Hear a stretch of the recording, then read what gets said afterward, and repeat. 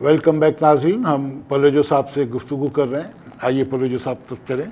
गबोल साहब, आप पूछ रहे थे कि नेशनलिस्ट परफॉर्म क्यों नहीं कर पा रहे इलेक्शंस में। अब देखिए, इलेक्शन जो है, एक बात ये कि नेशनलिस्ट पाकिस्तान में फ़कत सिंधी नेशनलिस्ट के साथ ये प्रॉब्लम है कि हर दफ़ा जब वो कमर कस के मैदान में उतर आता है तो इस्टेब्लिशमेंट और पीपल्स पार्टी या लिबरल डेमोक्रेटिक फोर्सेस और आमरीत के दरमियान जो मलाखड़ा या हल्लड़बाजी या मुकाबला होता है, उसमें कोई एक आध शहादत हो जाती है और उसमें आखिर में सिंपैथी वोट में नेशनलिस्टों को या दूसरे लोगों को सफ़र करना पड़ता है। एक बात यह है, मैं ज़रा कंप्लीट कर लूँ प्लीज़।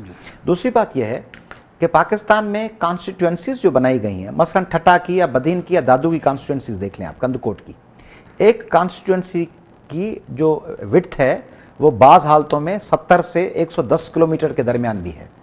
वहाँ आपको कंटेस्ट करने के लिए 2 से 4 करोड़ रुपए अखराजात चाहिए, जो वडेरे अफोर्ड करते हैं। बरतानिया की पॉपुलेशन हमसे 1/3 है और उसमें हमसे 1.5 गुना ज़्यादा, 2 गुना ज़्यादा नेशनल असेंबली की सीट्स हैं हाउस ऑफ कॉमन्स में। और यहाँ पर इतनी बड़ी बड़ी कॉन्स्टिट्यूंसीज बनाई गई हैं जिसमें गबोल साहब अखराजात के लिए नेशनलिस्ट बेचारों के पास पैसे नहीं हैं। तीसरी बात यह कि इस दफ़ा आप देख लीजिएगा इलेक्शन में क्या होता है। इस वक्त सिंध के 1 करोड़ से ज़्यादा लोग फ्लड अफेक्टेड हैं। 38 बच्चे मर चुके हैं सर्दी से ठठर कर। और लाड़काना और कंबर शदाद कोट और कंदकोट और खैरपुर के डीसीओज़ के पास जब ठठरती हुई लाशें लाई गई हैं 2-2, 3-3 साल बच्चों की, तो उनको 500 रुपये दे के कहा गया है कि कफन दफन करें। इस इलेक्शन में सिंध के लोग आपको बता देंगे कि पीपल्स पार्टी के साथ हैं वो या वो लिबरल डेमोक्रेटिक फोर्सेस के साथ। वो ठीक है, बैड गवर्नेंस अगर है कहीं और वोटर्स उसको डिक्लाइन कर देते हैं और उनको वोट नहीं, और एस्टेब्लिशमेंट सपोर्ट करती है। लेकिन मेरा सवाल ये नहीं था। सवाल ये था कि आपने एक कहा कि जनाब जनरल्स और नवाब्स और वडेरे और सरदार और ये सब और मजहबी इंतहा पसंद और शहरी दहशतगर्द, ये सब आपने एक ऐसा पैकेज बनाया जैसे कि ये पाकिस्तान के या सिंध जकड़ा हुआ है पाकिस्तान और सिंध को, और ये इसके दुश्मन है या जकड़ा हुआ है जैसे आप कह रहे हैं।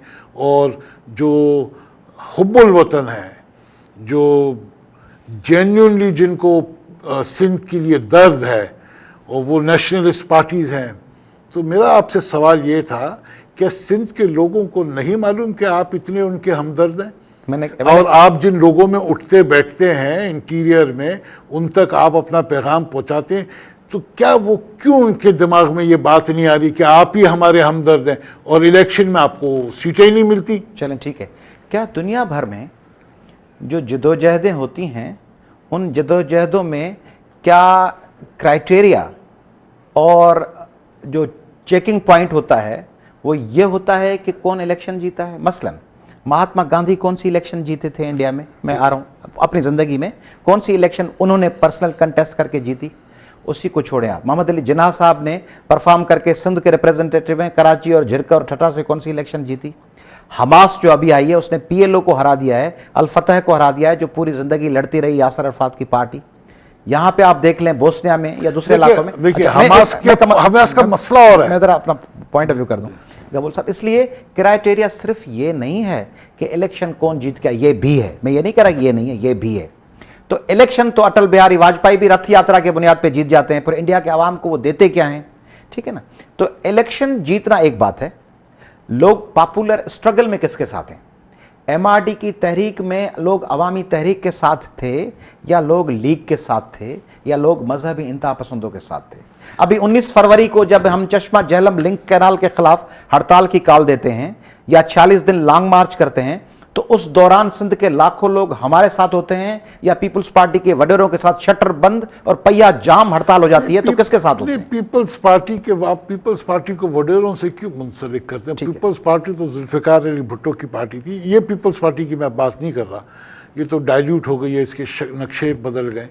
लेकिन जो पीपल्स पार्टी जो भुट्टो साहब की थी और जो भुट्टो साहब की जो एक वेव थी ऑफ पॉपुलैरिटी, वो he was not a nationalist leader, वो तो एक, तो मैं ये कह भी नहीं रहा फेडरेशन, मगर फेडरेशन में भुट्टो साहब ने जो स्लोगन्स दिए, भुट्टो साहब की अच्छी बात क्या थी कि वो जनरल्स या जो ज़्यादा वडेरे फ्यूडल्स या इस किस्म के लोग थे, उसके बजाय आवाम की पॉपुलर पॉलिटिक्स में लोगों के पास ले गए सियासत को। ये थी मस्बत बात। दूसरी मस्बत बात ये थी कि उन्होंने ऑर्गेनाइजेशन ऑफ इस्लामिक कंट्रीज में एक रोल प्ले किया। उन्होंने चाहा फिर थर्ड वर्ल्ड की तरफ गए, नॉन अलाइंग मूवमेंट में गए। मगर मैं एक बात कंप्लीट करूं, मगर उन्होंने जो पाकिस्तान के हवाले से बात की कि मैं यहां हारियों और मजदूरों की हुकूमत लाऊंगा, तो क्या वो हुआ?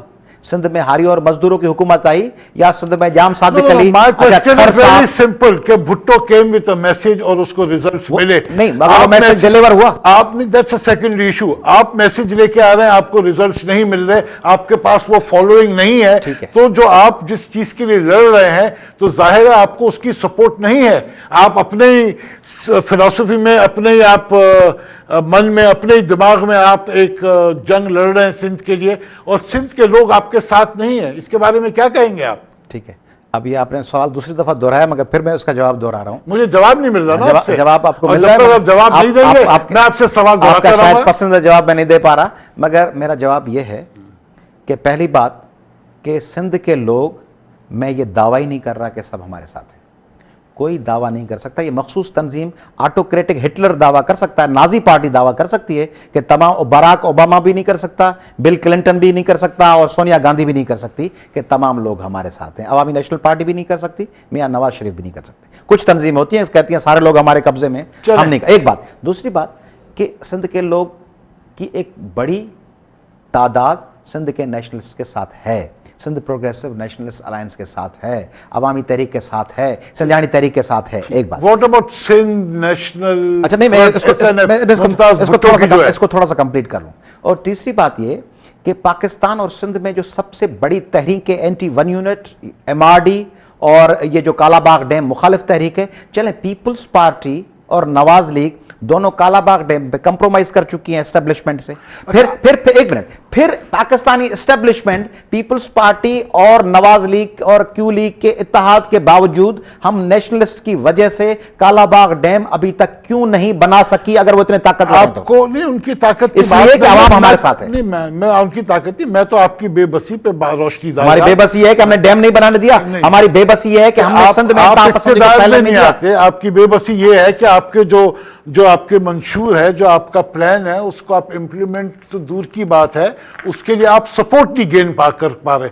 ये है आपकी बेबसी। ये सही बात है। अच्छा, सिंध के नेशनलिस्ट अच्छा, को अभी ये तक इक़्तिदार में ऐसा नहीं बताइए देखें, आप जो रिमार्क दे रहे हैं ना, उसको I would like to respond. आइए, ठीक है, कि आप कहते हैं कि बेबसी है, कोई बेबसी नहीं है। बेबसी तो पीपल्स पार्टी और लीग के और फंक्शनल लीग के वडेरे हैं, जो पुलिस स्क्वाड के अलावा सिंध में घूम भी नहीं सकते, और शहरी दहशतगर्द हैं जो अकेले घूम भी नहीं सकते। हम तो अल्लाह ऐलान अवाम की सिफों में। कालाबाग डैम से आपको क्या कालाबाग डैम क्या प्रॉब्लम है? कालाबाग डैम के हवाले से गबूल साहब, प्रॉब्लम यह है कि जब कालाबाग डैम का ये इशू उठाया गया, उस वक्त कहा गया कि मुल्क में हाइड्रो पावर इलेक्ट्रिसिटी के लिए कालाबाग डैम बनाया जा रहा है।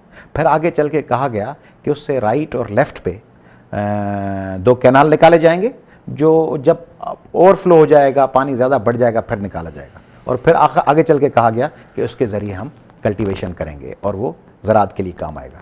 हम पहले दिन से कह रहे हैं कि मुल्क में जब पानी है ही नहीं, सिस्टम में पानी नहीं है, आपने रावी, सतलज और ब्यास इंडस वाटर ट्रीटी के तहत बेच दी इंडिया को, लोअर राइपेरियन को एतमाद में लिए बगैर। दुनिया भर का कानून है, इंटरनेशनल लॉ है, और उसके अलावा इस्लामिक लॉ भी है कि लोएस्ट राइपेरियन जो टेल एंडर है, उसकी मर्जी के बगैर ऊपर से पानी का हिस्सा नहीं लिया जाता। वो डेन्यूब हो, राइन हो, वोल्गा नदी हो, कोई भी दुनिया की नदी हो, उसमें या अमेज़न हो, इसमें दरियाए सिंध के पानी में टेल एंडर हम हैं, सिंध है, हिमालय से लेकर। उसमें हमें पूछे बगैर उसकी ट्रिब्यूटरीज, उसमें जो आने वाली नदियां थीं, रावी, सतलज और ब्यास, उसका पानी अयूब खान साहब ने बेच दिया, और उस वक्त जुल्फ़िकार अली भुट्टो साहब भी उसके कैबिनेट के रुकन थे। वो पानी बेच दिया गया और सिंध को एतबाद में नहीं लिया गया। अब कहा जा रहा है, वापडा का क्लेम यह है कि सिस्टम में 143 मिलियन एकड़ फीट पानी है। उसके बुनियाद पे वो कहते हैं कि कालाबाग डैम बनाया जाए। पहली बात तो international union of nature conservation IUCN जो है, वो कहती रही है कि 20 मिलियन एकड़ फीट पानी समंदर में छोड़ना होता है, वरना समंदर ऊपर चढ़ के आ जाएगा। उसको भी साइड पे रखें। ईस्टर्न रिवर्स का भी पानी इन्होंने कंट्रीब्यूशन में दिखाया कि वो भी अवेलेबल, वो है ही नहीं। नतीजतन सिस्टम में पानी इस वक्त 143 MAF होता ही नहीं है। कभी कभार कोई 125 मिलियन एकड़ फीट है, उसमें से भी जब 20 MAF छोड़ेंगे तो 1991 के अकॉर्ड में इन्होंने दिखाया है 117 MAF।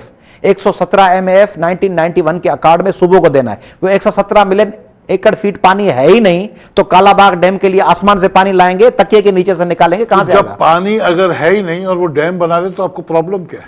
हमारे हिस्से का पानी उसमें रखेंगे ना। पानी है, ये नहीं कि पानी कोई सूखा हुआ है जमीन पे किनारे पे लगा हुआ है। पानी है नहीं, यानी जितना पानी है उसमें से सिंध, पंजाब और बलूचिस्तान और सरहद का निकालेंगे पानी, तो फिर पानी नहीं बचेगा। अगर ऊपर डैम बना, एक टोंटी है नलके की आपके घर से मेरे तरफ आ रही है, तो बंद कर दो ऊपर से, मुझे पानी नहीं मिलेगा। आपका क्या ख्याल है कालाबाग डैम क्यों बन रहा था? सिंध के अगेंस्ट एक टूल, जिस तरह इंडिया आपको ब्लैकमेल कर रहा है एक दरियाओं और डैमों के जरिए। तो ये मतलब सिंध दुश्मन अनासिर जो सिंध है, दुश्मन अनासिर सिंध को परमानेंट ब्लैकमेल करने के लिए एक ऊपर बंदोबस्त करना चाह रहे हैं कि सिंध को जिस वक्त चाहे झुकाया जा सके। इसलिए कालाबाग डैम बना जी रहे जी हैं। बिल्कुल। ये एक आपकी सोच है। अच्छा ये बताइए, तो वो कौन से अनासिर हैं जो सिंध को डिप्राइव करना चाह रहे हैं? Establishment? आपने अभी कहा ना कि अगर हम 4 कमरे में रह रहे हैं Establishment? और अगर एक कमरा जो है उसके अंदर आदमी उसको जला दे और उसको खत्म कर दे तो पूरा घर गिर जाएगा। गबोल साहब, ये तो बात है। ये फिलॉसफी आपके ख्याल में वो नहीं समझते? ये तो बात आप और हम कर रहे हैं ना, पढ़े लिखे लोग। अगर ये फिलॉसफी समझ में आ गई होती यह्या को, तो क्या कहा जाता इधर हम इधर तुम, और कहा जाता कि मोहब्बत का जमजम बह रहा है, जब ढाका यूनिवर्सिटी में माओ और बहनों के साथ रेप हो रहा होता। और सुने, और अगर यही फिलॉसफी समझ में आ रही होती तो ये हो रहा होता कि बच्चे बलूचिस्तान में गुम हो रहे होते और ग्वादर में जो कुछ हो रहा होता, अच्छा, और पख्तूनख्वा में, सवात में और वाना में ड्रोन अटैक्स हो रहे हैं। पानी इससे फायदा किसको होता? रूलिंग क्लासेस को, पंजाब को। पंजाब को। जी जी। अच्छा, ये तो इट्स एन ओपन सीक्रेट, इसमें तो कोई हैरत की बात ही नहीं, सबको पता है कहां है कालाबाग डैम, उससे वो कैनाल निकल के कहां जाएंगे, जमीनें कहां बात करेंगे। तो आप ये कह रहे हैं कि ये सब कुछ पंजाब को खुश करने के लिए? पंजाब के आवाम को नहीं। मैं इस फर्म पंजाब कौन है? मैं इस फर्म ओपिनियन का हूं। मैं समझता हूं पंजाब के आवाम हमारे भाई हैं। नहीं, पॉलिटिकल नहीं है। अगर नीचे पानी मुझे बात पहले मैं अगर नीचे पानी नहीं आ रहा तो जनाब सिंध के साथ गद्दारी की जा रही है। अगर या टेल एंडर्स को पानी नहीं मिल रहा तो जनाब ये सिंध को ब्लैकमेल किया जा रहा है। What is Sindh? Who is Sindh? The people of Sindh are Sindh. ठीक है, ठीक है, जो सिंधी है वो सिंध है ना। अगर आप सिंध से सब मखलूक को हटा दें तो सिंध क्या रह जाएगा? तो व्हाट इज पंजाब? पंजाब भी आखिर जिसकी मखलूक है वो पंजाब है। तो आप कहते हैं कि पंजाब के हम मखलूक के खिलाफ नहीं है, लेकिन पता नहीं वो कौन सी हिडन फोर्सेज हैं जिनके आप खिलाफ हैं, उनको आइडेंटिफाई कीजिए ना। अब मुझे जरा बात करने दीजिए। हुक्म करें आप। पंजाब में जो जमीनें हैं वो आम किसानों के पास हैं क्या? वो तो टिवानों के पास, खरों के पास। कितने टिवाना अब मुझे हैं? बात प्लीज कंप्लीट कर बोलो साहब। टिवानों के पास, खरों के पास, सरदारों के पास, चौधरियों के पास है। वो ओकाड़ा के हारियों के पास तो नहीं है। वो फैसलाबाद की लेबर मूवमेंट के पास तो नहीं है। वो किसानों के पास, गुजरांवाला और सरगोदा और फैसलाबाद और सियालकोट और जंग और मुल्तान के लोगों के पास तो नहीं है। फ्यूडल्स के पास एक मिनट, रिटायर्ड जनरलों के पास जमीनें हैं, सरदारों के पास है, टिवानों और चौधरियों के पास है। अब सुने, ये जो आपका जो मुहिम है, जो आप, मैं एक सेकंड, जो आप जो मुहिम चला रहे हैं, तो ये फिर आप पंजाब में भी क्यों नहीं चलाते हैं? आप चला रहे हैं, आप नेशनल, हम चला रहे हैं। आपके इल्म में नहीं है शायद, एक हमारा अलायंस है जिसका नाम है अवामी जमहूरी तहरीक। उसमें आपके अलायंसेज हैं कितने हैं? ये फेडरल लेवल पे लिबरल डेमोक्रेटिक लेफ्टिस्ट पार्टीज का अलायंस है, जिसमें हमारे साथ प्रोफेसर जमील उमर साहब वाले, Faisalabad labour movement, Pakistan labour party. आपको पाकिस्तान का पेट्रियट कहते हैं, जिसके लिए पाकिस्तान फेडरेशन। मुझे बात मेरी कंप्लीट होती नहीं है। हाँ, हर सवाल में से एक और सवाल आ जाता है तो पहला जवाब रह जाता है। फेडरेशन के जिसके लिए दिल में इतनी वो है, जज्बे हैं और जज्बात हैं, तो वो अपने आप को सिंध में क्यों महसूस करे? Why don't you become a Pakistani leader? आप अपनी पार्टी को एक पाकिस्तानी अवाम की पार्टी क्यों नहीं बनाते? जो सिंध के लोगों के मसले हैं वही पंजाब के लोगों के मसले हैं। आप भावलपुर में आ जाए, रहीम यार खान में आ जाए, सदर्न पंजाब में आ जाए, उनके भी वहाँ बड़ी गुर्बत है, वहाँ बड़े मसले हैं, उनकी भी आप आवाज़ क्यों नहीं उठाते? अगर आपको पाकिस्तान के बारे में हमदर्दी है, अगर आपको पाकिस्तान से हमदर्दी नहीं है और खाली सिंध तक महदूद हैं आप, तो फिर वो एक अलग बात है। अब मुझे प्लीज़ कंप्लीट करने दीजिएगा। मेरे ख्याल में आप बिल्कुल सही कह रहे हैं। पाकिस्तान के पेट्रियाटिक और liberal democratic leftist radical forces को अपनी वुसअत इख्तियार करनी चाहिए पॉलिटिकली, और उसी सिलसिले में अवामी जमहूरी तहरीक भी काम कर रही है। और हम अपने दोस्तों, लेबर पार्टी वालों के साथ, मंटो साहब वालों के साथ, जमील उमर, दूसरे दोस्त, पश्तूनख्वा में बलोच दोस्तों के साथ मिलकर काम कर रहे हैं। ये एक बात। दूसरी बात ये कि कुछ सूबों के अलहदा मसाइल हैं जो मुल्कगीर पार्टी सर्व नहीं कर सकती। मसलन पंजाब के में जो एक शावनिस्ट नारा कालाबाग के हक में पैदा किया गया है, एक मुहिम बनाई गई है जिसको खर हों या राजा परवेज़ अशरफ हों या दूसरे लोग पैट्रनाइज करते हैं, जुल्फ़िकार खोसा साहब हों, उसके नतीजे में पॉलिटिक्स सिंध के कुछ इस किस्म के हुकूक हैं जो सिंध के अवाम की तर्जुमानी करने के लिए सिंध के अवाम के हुकूक की बात सिंध लेवल की पॉलिटिक्स में ही हो सकती है। मसलन कालाबाग, मसलन गैस, पेट्रोल, ये चीज़ें जो हैं।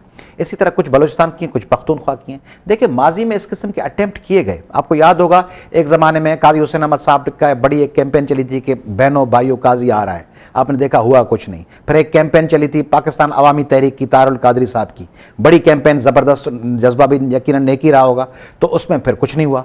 फिर इमरान खान साहब की एक कैंपेन चली, फिर ये नवाज शरीफ साहब को इस वक्त देखें सिर्फ पंजाब पे वोट मिले, या पीपल्स पार्टी को देखें पख्तूनख्वा में या पंजाब पे इतने वोट नहीं मिले। इसलिए सूबों की बिल्कुल माइनस करके पॉलिटिक्स वफाक की करें, एक मिनट, सूबों की सिर्फ नेगेट करके वफाक की करें, यह भी नहीं चलेगा, और सिर्फ वफाक की बात की जाए, सूबों को इग्नोर किया जाए, यह भी नहीं चलेगा। बेनजीर ने नारा लगाया था चारों सूबों की जंजीर बेनजीर, तो बड़े वोट लिए उसने। एक ब्रेक लेते हैं, उसके बाद दोबारा इस गुफ्तगू को। नाज़रीन, एक ब्रेक का वक्त हो रहा है, ब्रेक लेते हैं, फिर पलोजे साहब से गुफ्तगू दोबारा शुरू।